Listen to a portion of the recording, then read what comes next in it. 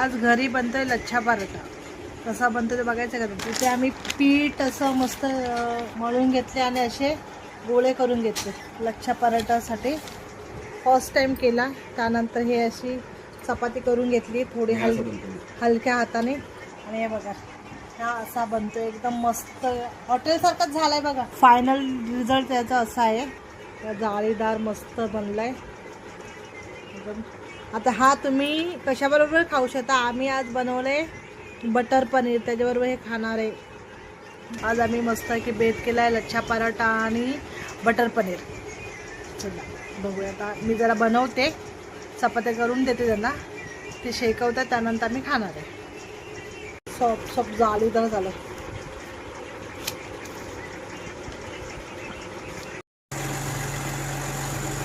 आज जेवणामध्ये आहे लच्छा पराठा, बटर पनीर, जिरा राईस आणि आमचे आवडते बाप्पाचे मोदक. आणि बनवणारे बघा हे खास सगळं जेवण ह्यांनी बनवलेलं आहे. मी काही नाही बनवलेलं, सगळं जेवण. मी फक्त मोदक बनवले. हे मोदक पण खोबरा किसून वगैरे गुळ किसून त्यांनीच दिलेलं आहे.